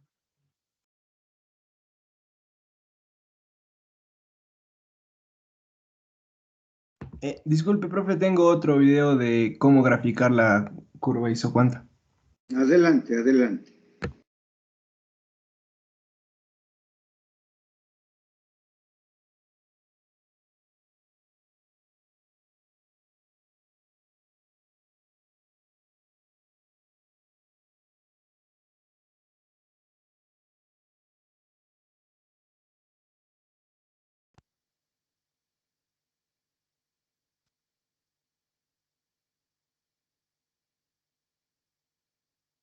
Hola, en este vídeo vamos a aprender a dibujar curvas isocuantas. En concreto vamos a dibujar una curva isocuanta de la función de producción Q igual a LK. Os recuerdo que L es trabajo y K es capital, son los factores productivos y Q es el número de unidades producidas. Esto es una función de producción a largo plazo porque depende de dos factores, ¿vale? Bien, una curva isocuanta básicamente es un lugar donde están todas las posibles combinaciones de L y K que dan la misma producción, es decir, distintos valores de L y K pueden dar la misma producción y a esos puntos unidos se le llama curva isocuanta. Cuando os pidan dibujar una curva isocuanta solo tenéis que poner un valor a la producción, fijaros, por ejemplo, elijo Q igual a 1, es decir, yo quiero encontrar todas las posibles combinaciones de L y K que me dan una producción de 1. Pues bien, venís aquí a la función de producción donde pone Q, ¿vale? Sustituís 1, ¿vale? Entonces ponéis 1 igual a L por K. ¿Vale? O sea, fijaros que realmente lo único que hemos hecho ha sido sustituir aquí la Q por el valor que he decidido, que he dicho que sea 1 como podría haber dicho 5, ¿eh? O sea, quiere decir, hay muchas curvas isocuantas, aquí nos dicen cuál hay que dibujar. Yo voy a dibujar la curva isocuanta para valores de Q igual a 1, es decir, para producir una unidad. Pues bien, cuando tengáis esto, de aquí despejáis, normalmente se despeja la K, que es la que se dibuja en este eje, la K se suele dibujar aquí y la L aquí. Entonces, por eso aquí se suele despejar la K, ¿vale? Pasáis la L aquí dividiendo, esperad, lo voy a hacer mejor así, paso la L dividiendo, queda 1 partido de L igual a K, para que se vea mejor. ¿Veis? He cogido la L que está aquí multiplicando, la he pasado dividiendo, y esto es lo mismo exactamente que K igual a 1 partido de L. Bien, ahora se trata de dibujar esta función. Esto es una función de una variable donde, digamos, la Y, es decir, la variable dependiente sería K y la variable independiente sería L. Esto lo mejor es hacer una tabla de valores, ¿eh? Es lo mejor que se puede hacer. Ponemos aquí L, que es lo que está haciendo, así por así decirlo, de X, y aquí ponemos K, que es lo que está haciendo de, por así decirlo, de Y, ¿de acuerdo? Bien, y ahora vamos dando valores para ver qué valores salen y lo dibujamos aquí aproximadamente en los ejes coordenados estos, ¿vale? Por ejemplo, cuando L es igual a 1, ¿vale? Si sustituyo aquí 1 entre 1, si la L la sustituyo por 1, queda 1 entre 1, la K vale 1, ¿de acuerdo? Cuando L vale 2, si sustituís aquí un 2, K vale 1 medio, es decir, 0,5. ¿Estamos de acuerdo? Vale. Para L igual a 3 queda una cosa un poco rara, porque fijaros, queda 1 partido de 3, que es un tercio, un tercio en una calculadora, si lo metéis queda 0,3 periodo. 0,3 si queréis lo pongo, ¿vale? Y cuando K es igual a, o sea, cuando L es igual a 4, 1 entre 4 es 0,25. Voy a dar también números menores que 1, ahora vais a ver por qué, ¿vale? Voy a poner, por ejemplo, que L valga 0,5. Mirad, si metéis en la calculadora 1 entre 0,5 os va a salir 2, ¿vale? O sea, ese 0,5 es lo que vale la L, lo ponéis aquí, hacéis 1 entre 0,5, 0,5 es lo mismo que un medio, pues si cogéis 1 y lo dividís entre un medio, queda 2, ¿vale? Y si ponéis aquí 0,25, si ponéis aquí 0,25, aquí queda el 4, ¿vale? Llegaría un momento que si alguien me pregunta, oye, si pones L igual a 0, ¿qué pasa? Mirad, si L vale 0, fijaros que al poner aquí un 0, 1 entre 0, recordad que es infinito, ¿vale? Entonces, aquí se nos iría la isocuanta al infinito. Vamos a intentar dibujar estos puntos aquí en este dibujo para ver cómo queda, ¿de acuerdo? Mirad, vamos a empezar por el más fácil, que es el 1, 1. Vamos a suponer que el 1 está aquí, ¿vale? Si este es el 1, pues aquí está el 1, ¿vale? Por tanto, nuestra isocuanta va a pasar por aquí. Es decir, si yo cojo un trabajador y una máquina, una unidad de L y una unidad de K, produzco una unidad, ¿vale? Pero es que si yo utilizo 2 trabajadores y media máquina, también produzco una unidad. Es decir, si me pongo aquí y aquí, 0,5, bueno, voy a ponerlo un poquito más arriba, 0,5, también produzco una unidad. Os recuerdo que una isocuanta son todas las combinaciones de L y K que dan la misma producción. Pues bien, todos estos pares, todas estas combinaciones de L y K nos dan la misma producción, porque justo lo hemos sacado de aquí, es decir, nosotros hemos cogido esta función y donde ponía Q hemos puesto un 1, y luego hemos despejado y hemos dado valores. Por tanto, efectivamente, cualquier combinación de estas nos va a dar una producción de 1. ¿De acuerdo?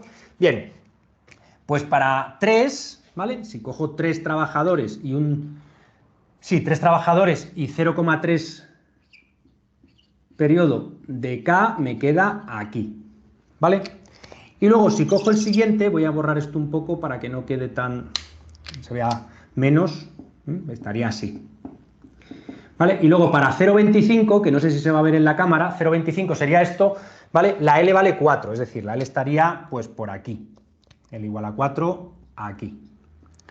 ¿Vale? Entonces esto saldría pues aquí. Esos 4 puntos son 4 combinaciones de L y K que dan la misma producción, dan una producción 1. Ahora voy a dar estos de aquí, que están aquí, el 0,5 por ejemplo de la L, acordaos que la L es el eje horizontal, el 0,5 de la L está justo entre el 0, que está aquí, entre el 0 y el 1, o sea, el 0,5 está ahí, 0,5, ¿vale? Bien, pues cuando la L es 0,5 y la K es 2, también producimos lo mismo, es decir, en este punto, ¿vale? En esta combinación de factores, media unidad de trabajo, no se puede decir medio trabajador, pero bueno, media unidad de trabajo y 2 máquinas producen una unidad también, ¿vale? Y finalmente, si cogemos esta de aquí, si cogemos 0,25, que sería la mitad entre 0 y 0,5, aquí, ¿vale? Resulta que necesitamos 4 máquinas, ¿vale? Aquí estaría el 3, y aquí estaría el 4, para producir lo mismo, ¿vale? O sea, con 0,25 trabajadores o unidades de trabajo, ¿vale? Y 4 máquinas, con esta combinación también producimos una unidad. Ahora lo que tenéis que hacer cuando tenéis todas esas combinaciones es unirlas, y uniendo todo eso os queda la curva isocuanta, es decir, os quedan todas las posibles combinaciones del IK con las cuales se produce una unidad de producto, ¿vale? Las voy a juntar y queda una curva que en matemáticas se llama, bueno, esto subiría para aquí arriba, fijaros que esto se va acercando aquí porque cuando hemos dicho que cuando L es 0, K tiene que ser infinito, entonces esto sería pues así, lo vais juntando así, ¿vale? Bueno, pues esto es una isocuanta, ¿vale? Eso es una representación gráfica de una isocuanta. Normalmente sobre la isocuanta se suele poner el valor que produce, es decir, esta isocuanta, ¿vale? Produce una unidad, es decir, elijas el punto que elijas de esta curva, elijas cualquier punto de esta curva, tú vas a producir una unidad de producto, ¿de acuerdo? Venga, nos vemos en el siguiente vídeo. Hasta luego.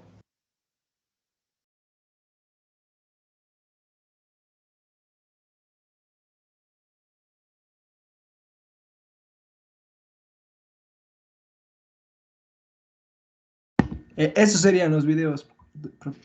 Muy bien. Creo que ha estado claro, ¿no? Lo que se dijo, porque esto de este video coincide con el ejemplo que yo les ponía.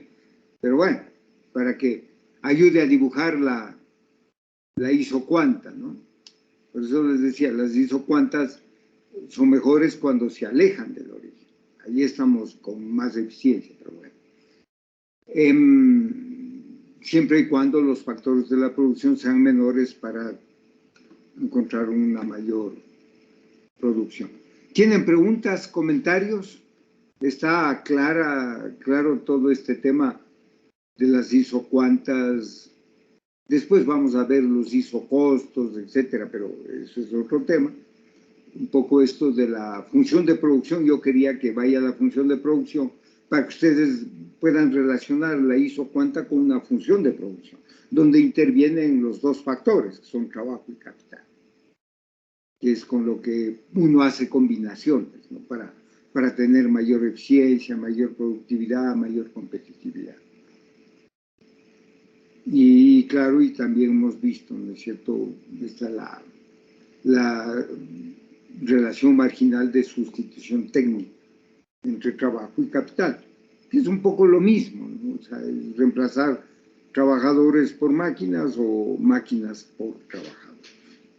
Lastimosamente en el mundo actual, o benéficamente, como quiera decirse, se supone que ese reemplazo de máquinas a personas dan mayor eficiencia, pero no deberían generar desempleo, porque lo que debería ser en condiciones óptimas es que la jornada laboral se reduzca porque la productividad sube. O sea, deberíamos tener más tiempo para el ocio, ¿no es cierto? Más tiempo de ocio, que es un bien económico para los neoclásicos, porque el ocio no es señal de vagancia. El ocio debería ser motivo de descanso, de dedicarse a tareas más nobles, ¿no? A leer, a pintar, a mejorar, digamos, la imagen incluso del mundo. Debería ser un tiempo dedicado más a la jardinería, a la pintura, ya les digo, a la escultura, a la lectura, a escribir, etc. Más tiempo de reflexionar, más tiempo para dedicar a la gente que queremos, pero un tiempo de calidad, como se dice. No es de estar sentado al lado solamente. Sí, escuchar también es un buen tema, pero más tiempo para estas actividades lúdicas, estas actividades que nos pueden hacer mejores personas. Porque si vivimos para trabajar, uno tiene que no vivir para trabajar, tiene que trabajar para vivir, dicen los entendidos de la materia. Pero de eso se trata. De eso se trata, de que la tecnología nos ayude a vivir mejor, a preocuparnos menos de la satisfacción de necesidades básicas. Pero lo que sucede en el mundo es lo contrario. O sea, el capitalismo salvaje hace que el 1% de la población mundial sea dueño del 80% del producto mundial, con unas desigualdades brutales. Y asimismo haya un 30% de la población mundial que vive en la pobreza. Pues eso no es justo, no es justo. Y más si estamos atentando contra el medio ambiente y contra la única casa que tenemos, que es este planeta. En fin, bueno, ¿qué hacemos, Steven? ¿Tomamos la prueba? Bueno, profe, le voy a comentar, verán. Hubieron algunas personitas que me estaban escribiendo diciéndome que por favor aplace la prueba para el lunes porque han tenido una semana muy pesada y no han tenido tiempo para estudiar.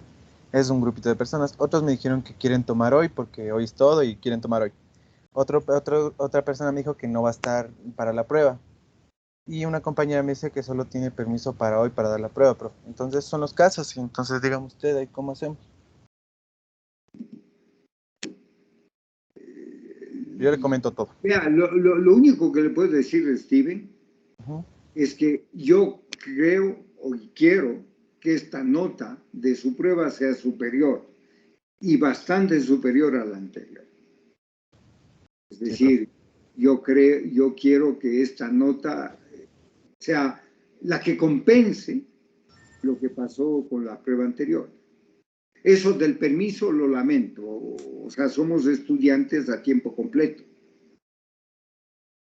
O sea, no nos queda más, tendrá que renegociar el permiso. Porque si no, no asiste a clases. Porque esto es parte de la clase. Tomar una prueba es parte de la clase. Yo entiendo que trabajan, pero lo que tienen es que negociar los tiempos. Claro, profe. Debe ser porque la compañera debe ver las clases grabadas en la tarde para poder igualarse y así trabajar en la mañana. Pero pide permisos para poder dar la prueba. Pero es media hora de permiso. Media hora de permiso. Extienda la jornada en la tarde. Ese no es argumento para tomar en cuenta, me refiero. Ahora, respecto de lo otro, si ustedes deciden, yo puedo tomar la prueba hoy o puedo tomar el lunes. Lo que quiero asegurarme es que saquen mejores notas.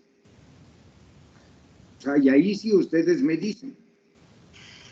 Ya, profe. Entonces, yo voy a organizar una encuesta para hacer esto democrático y voy a hacer una encuesta de hoy y lunes. Queda tiempo. ¿Perdón? Quedan 14 minutos, 15, 16 minutos.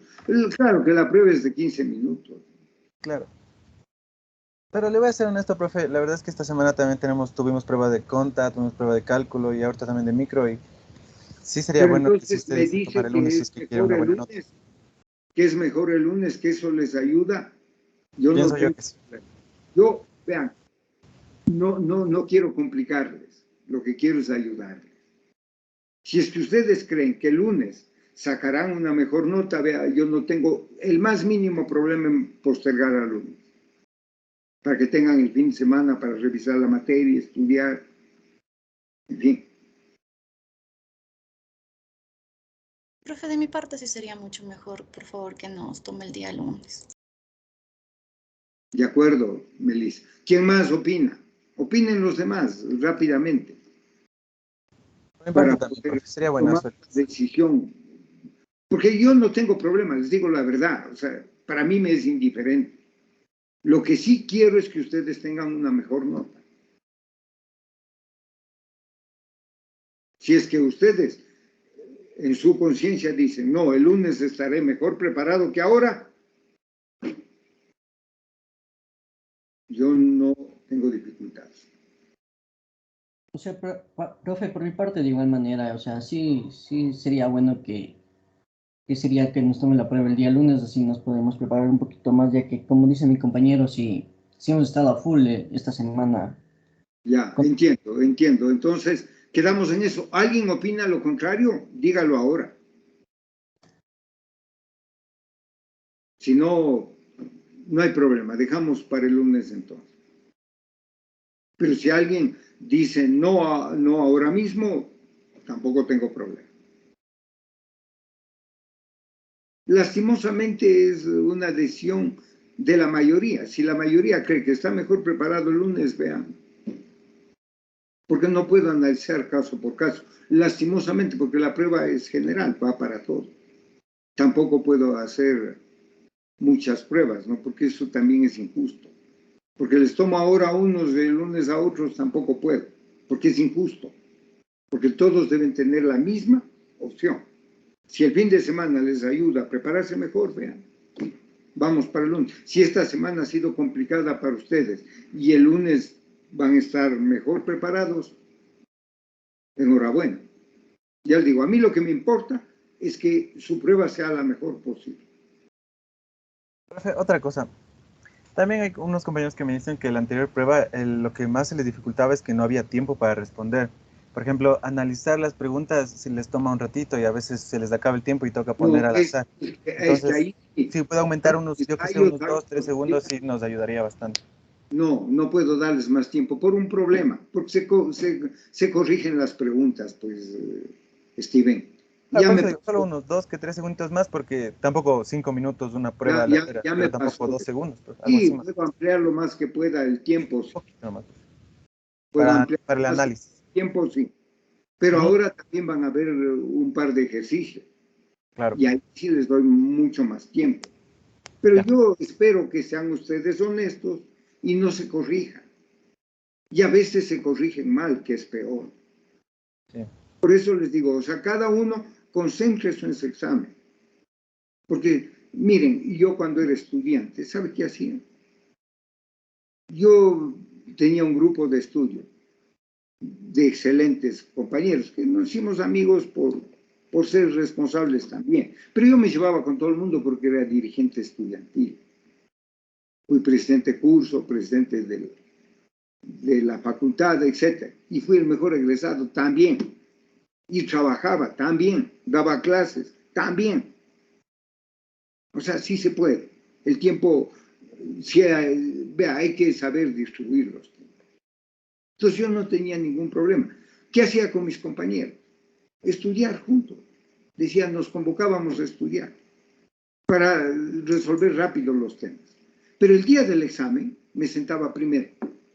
Y no existía, les decía, vea, les ayudo explicando todo lo que quieran hasta un segundo antes de entrar al examen. Pero en el examen no existo. No existo. Como no existía, me sentaba primero, al lado del profesor. Porque en el examen yo no dicto, ni paso papelitos. No. Dije, eso no hago. ¿Por qué? Porque tiene que reflejar lo que usted sabe, pero si quiere, hasta antes del examen, vea, en econometría me pasó. Yo tenía un profesor que no le entendía nada. Entonces preguntaba a mis compañeros, ¿ustedes le entienden? Me decían más o menos. Porque yo no entiendo nada.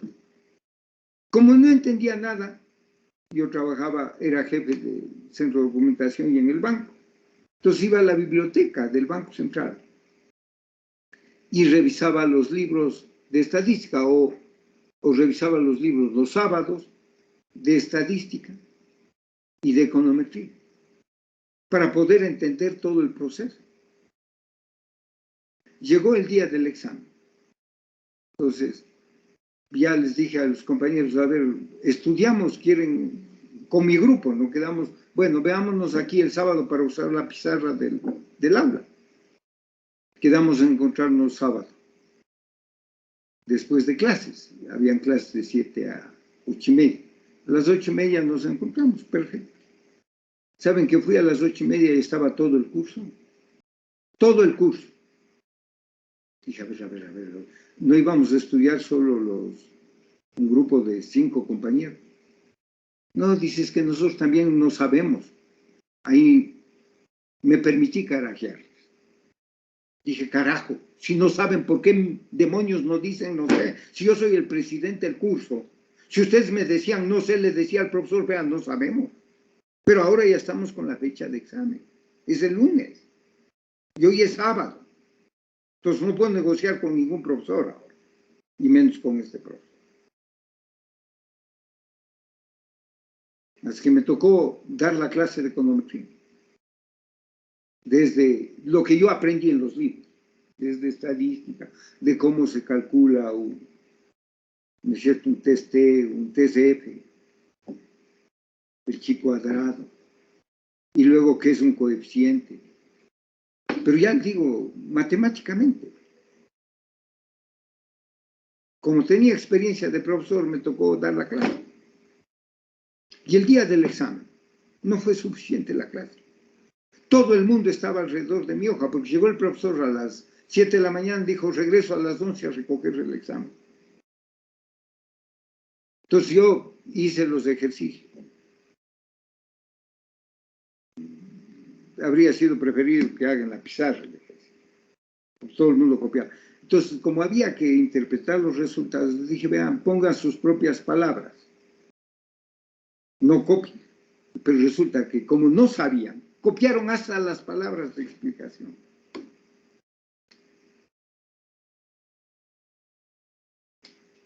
Entonces el profesor viene, después que calificó los exámenes, dice, sé que hay porque hablaba medio extraño, un estudiante que se dejó copiar todo el examen, así que le va a poner 0.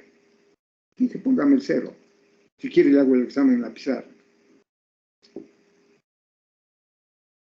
Me mandó a hacer un ejercicio, le hice un examen con otro ejercicio en la pizarra. Y le dibujé, no, dice, ustedes ya han dominado la materia. Le digo, el problema, ahí sí tuve que decir, el problema es que mis compañeros decían que le entienden más o menos. Yo decía que no le entiendo nada. Tuve que aprender en los libros. Así que le pido más bien, ayúdenos a ir paso a paso y preguntando a cada estudiante qué es lo que entiende. De todas maneras, no me puso 10. Me dijo que por haberme dejado copiar, no me pone 10. Gracias. Me puso 8. Pero en fin, dije, total. Sí, porque también es irresponsabilidad, ¿no? Sí, me dejé copiar, sí. Porque si me habría cogido el examen, me habría largado a hacer en otro lado. ¿Sí? Pero no era así. ¿Ya qué? Y por eso terminé siendo profesor de econometría. O sea, no hay mal que por bien no venga. Era lo más difícil, la materia más jodida, pero como me tocó aprender a la fuerza, me tocó ser profesor de econometría. ¿Ya qué? Y sigo dando econometría hasta ahora. En la maestría consolidé mis conocimientos de econometría, porque ahí sí tenía un profesor de primera. que era un PhD y un profesor del MIT me dio clases, que es lo mismo que Harvard en Estados Unidos. Así que ahí sí aprendí. Logré aprender más de lo que sabía, obviamente. O sea, ahí aprendí el último grito de la econometría. Pues ahí sí ya manejaba paquetes, que era el TSP, que llevé al Banco Central y a la universidad para dar clases. Y al Banco Central para correr modelos. Me llevé el programa para estudiantes, porque el profesor me dejó la versión de estudiante. Una versión sin candado, podía abrirlo. Entonces, pero eso pasa. Por eso les digo, lo que trato es de que todos los estudiantes hagan su mejor esfuerzo, pero háganlo individual, porque en la vida real ya uno no trabaja, no copia. Un informe yo no copio, tengo que hacerlo yo. Y eso es lo que les pido. Ser honestos, ser conscientes, porque al final del día a mí no me engañan. O que me engañen a mí vale muy poco. Ustedes nos engañan, ustedes. Y más bien, si tienen dificultades, díganme a mí, vea, profesor, esto no entiendo. O no entendemos y repetimos esa clase. ¿De acuerdo? Muy bien, nos quedamos ahí. Entonces, el lunes, para incluso voy a tener más tiempo. Voy a ver si amplío los tiempos lo más posible para que demos una prueba la última media hora. O sea, digo, voy a usar la última media hora, pero no significa eso que el examen sea de media hora. Ya, profe. También una compañera me dice que tal vez habría la posibilidad de que tome a la primera hora. Para empezar tomando la prueba, sí, puedes. Tampoco tengo problema. Tampoco tengo. Si todos quieren, empezamos tomando la prueba. De acuerdo. Ya les pregunté todo. Ya, profe, eso sería todo. Y también el Excel que ayer hizo, profe, con los grupos, me dijo que me iba a mandar, pero no me ha mandado, profe. ¿Cuál Excel? Un Excel me dijo que me iba a enviar ayer, pero me pregunta. No, pero está cargado en el Teams el Excel. De la malla curricular. No, en el Teams. Ya le reviso, profe. Ya le reviso. Ahí subí el Excel. Si es la función de producción y todo eso está en el Teams. Ya le subí después. Pueden verlo todos.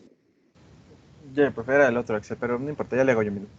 Listo, profe, eso sería todas las novedades y nada más. Solo déjeme ver en el Teams, porque me preocupó, porque ya le cargué en el Teams. ¿Sí? Eso sí le subí en el Teams. Microeconomía, sí, función de producción, análisis está. Miércoles a las 11:17 le subí. Solo le pulí y le subí.